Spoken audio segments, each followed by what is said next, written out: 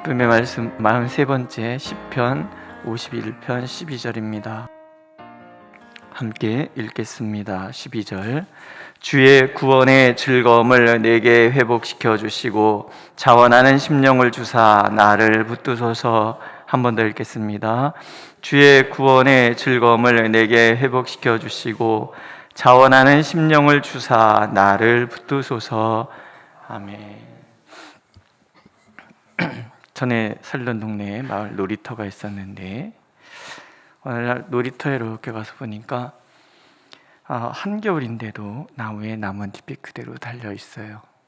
지나가셨던 어르신이 저를 이렇게 보면서 영양이 부족해서 그래요 그러고 지나가셨어요. 나무가 계절에 따라 자신을 바꿀 수 있다는 것, 그게 건강하기 때문이다라는 거죠. 신앙도 마찬가지입니다. 건강한 신앙이 하나님의 약속을 때에 따라 우리에게 성취하도록 만들어 줍니다. 그럼 건강한 신앙이란 뭔가 하는 거죠. 오늘 말씀해 보면 구원의 즐거움을 간직한 신앙이라고 말할 수 있어요. 나의 죄됨을 인정하는 것, 그리고 내 안에는 그 죄됨에서 벗어날 수 있는 힘이 전혀 없다는 것, 그래서 하나님의 은혜만이 나를 구원으로 이끌 수 있다는 것을 알고 구하는 신앙이에요. 그 결과 내 마음대로 살던 나의 삶이 변하여 내가 늘 하나님 안에 머무는 삶을 살아가는 것이고, 그래서 그 하나님께서 내게 주신 구원의 즐거움을 잊지 않고 살아가는 삶, 건강한 신앙입니다. 이 구원의 즐거움을 얻기 위해서 우리에게 필요한 대전제가 회개하는 거죠. 주의 구원의 즐거움을 내게 회복시켜 주시고 자원하는 심령을 주사 나를 붙드소서. 시는 그렇게 기도합니다. 회복시켜 주소서. 얘기는 지금 잃어버렸다는 얘기잖아요. 잃어버린 그것을 다시 찾기를 소망하는 거예요. 하나님께 기도하는 거예요. 그걸 회개라고 얘기를 합니다.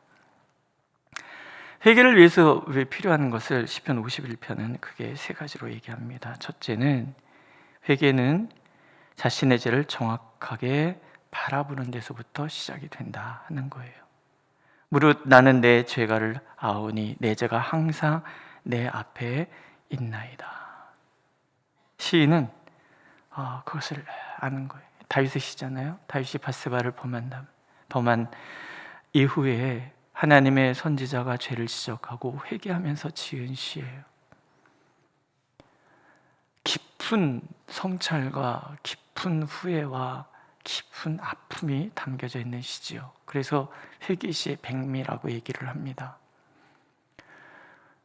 회개의 대전제, 내가 죄인이라는 것을 아는 거예요. 다윗은 밧세바 이전에는 자신이 죄인이라는 의식이 그렇게 많이 갖지 않았던 것 같아요. 왜? 늘 그때까지는 자기가 피해자였으니까 다니느라 바빴잖아요. 그래서 항상 악인이 의인을 핍박할 때 하나님 왜 가만히 있으십니까? 이런 식의 기도를 많이 했단 말이죠. 그러나 밧세바 사건 이후에 아는 거예요.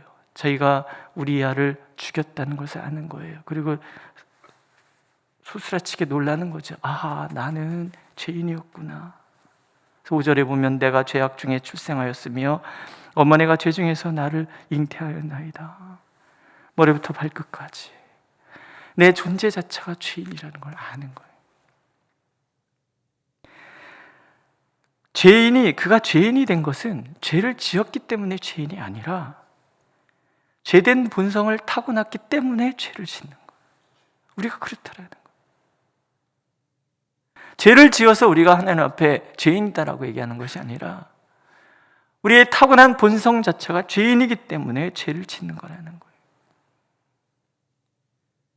그것을 깨닫는 것은요, 하나님 앞에 설 때만 가능한 거예요. 내가 주께만 범죄하여 주의 목전에 악을 행하였습니다. 인간의 기준을 살면 죄는 굉장히 상대적이잖아요. 나는 저보다 낫다, 50보 100보라고 얘기를 많이 하죠. 하지만 절대 선이신 하나님 앞에 설 때 우리는 비로소 내가 죄인인 것을 아는 거예요. 내가 전적으로 타락한 존재임을 깨닫게 될 때, 내 죄가 항상 내 앞에 있다는 것을 바라보게 될 때 우리는 진정 회개로 나갈 수가 있습니다. 이런 죄성이 하나님과 우리의 사이를 가로막고 있다는 것을, 예배의 감격을 빼앗아가고 기도의 즐거움을 빼앗아간다는 것, 나아가 영혼의 무감각증에 빠지게 만든다는 것, 하나님 우리가 알기를 원하시는 거예요. 하나님을 나의 삶의 자리에 첫 번째 두지 못하게 가로막는 이 죄악된 속성, 마귀는 그것을 우리에게 끊임없이 부추기는 거죠.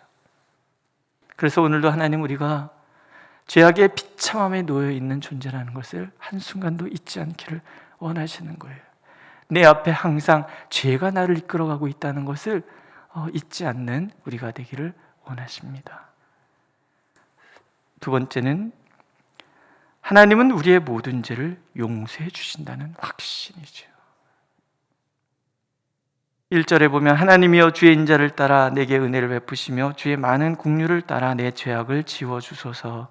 나의 죄악을 맑게 씻기시며 나의 죄를 깨끗이 제하소서. 우리의 죄를 주님 앞에 인정하고 그것을 고하는 것, 동시에 우리가 주님께 구한 모든 죄는 반드시 하나님께서 용서해 주신다는 것을 아는 것, 이게 굉장히 중요합니다. 우리가 성숙한 신앙, 건강한 신앙에 이르는 길, 하나님은 나를 용서해 주시는 분이시다라는 거예요. 14절에 보면, 하나님이여 나의 구원의 하나님이여 피 흘린 죄에서 나를 건지소서.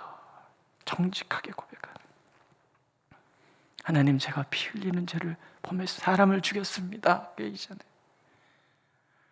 사람을 죽인 저를 구원의 하나님이여, 오직 하나님만 구원을 하실 수 있는 거예요.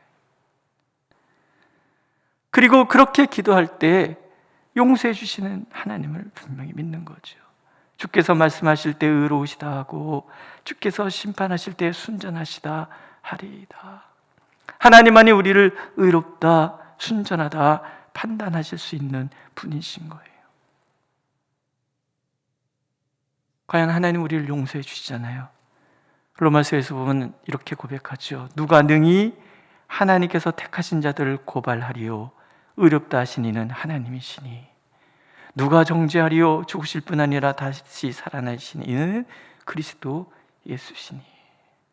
하나님이 의롭다 하시면 누구도 고발할 수 없어요. 하나님께서 우리를 용서하셨으면 누구도 우리를 정죄할 수 없어요. 그렇기 때문에 우리는 하나님 앞에 나와야 되는 거죠. 하나님 이외에는 의롭다 하실 리 없고, 하나님 이외에는 순전하다고 말할 자격이 있는 것이 이 땅에는 존재하지 않아요. 어디에도 존재하지 않아요. 오직 하나님만이 나를 용서하시는 분.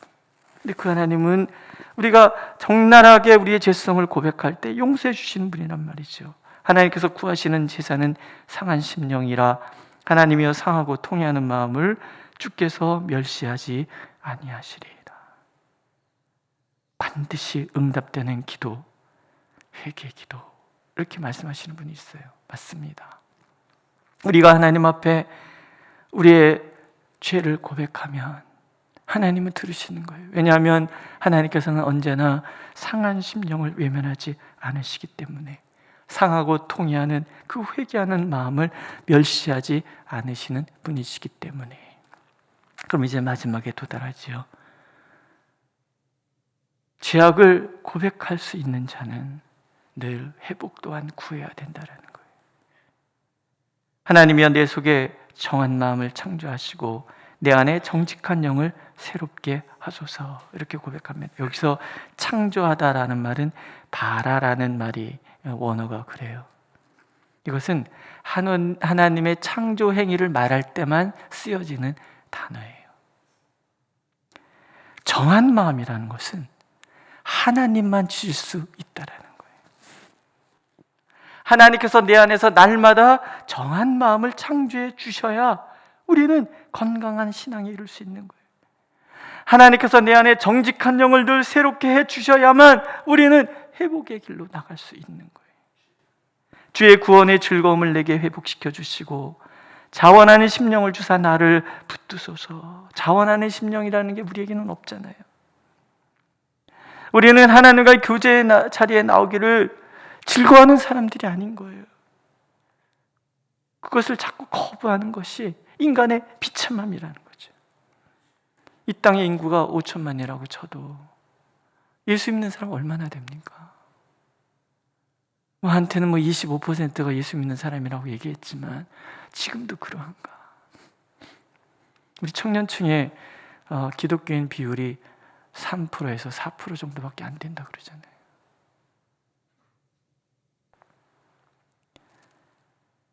우리의 마음에는 하나님의 교제의 자리에 나오기를 거부하는 그런 마음이 있어요. 그게 그래서 우리의 비참함인 거죠. 그래서 바울 사도께서는 로마서에서 이렇게 얘기합니다. 성령의 소욕은 육체를 거스리고 육체의 소욕은 성령을 거스린다. 육신을 쫓는 자는 육신의 일을, 영을 쫓는 자는 영의 일을 생각한다. 육신의 생각은 사망에 이르고 하나님의 원수가 된다. 도무지 하나님을 기쁘시게 할 수 없다. 이런 얘기를 해요. 그러나 영의 생각은 생명과 평안을 줍니다. 하나님의 영이 그 안에 계시기 때문에 죽을 몸도 살아나는 거예요. 우리가 빚진 자로 내 육신에 계셔서 육신대로 살 것이 아니라 하나님의 영으로 인도함을 받아야 한다라고 사도는 우리에게 들려주고 있습니다. 우리의 죄된 본성을 성령의 소욕으로 바꿀 때만이 우리는 이 회복의 즐거움을 잊지 않는 그런 사람이 되는 거죠. 하나님만이 우리의 마음을 새롭게 하실 수 있어요. 하나님만이 우리의 이 죄악된 마음을 성령의 소욕에 이끌리는 삶으로 바꿔 주실 수 있어요. 그래서 다윗은 기도하는 거예요. 주의 구원의 즐거움을 내게 회복시켜 주옵소서. 내게 정직한 영을 새롭게 하여 주시옵소서. 나를 주 앞에서 쫓아내지 마시며 주의 성령을 내게 거두지 마옵소서. 오늘도 하나님은 우리가 이 기도를 하기를 원하십니다. 오직 성령의 충만할 때만이 우리는 죄에 대해서 민감해질 수 있고, 성령이 계실 때만이 우리의 마음은 하나님의 마음을, 우리의 삶은 하나님의 삶을 담는 거라는 거죠. 그러므로 성령께서 떠나시면 어쩌나 하는 그 간절함과 조바심이 우리에게 필요하고, 그것만이 우리를 주님의 성품을 담는 사람으로 바꿀 수 있다는 것. 이게 구원의 즐거움의 회복이라는 거죠. 오늘 우리 자신을 돌아볼 필요가 있습니다. 나는 오늘 얼마나 나의 죄성에 대해서 민감해 있는가? 우리 시 중에도 그런 시 있잖아요. 하늘을 우러러 한 점 부끄러움이 없기를, 잎새에 이는 바람에도 나는 두려워했다.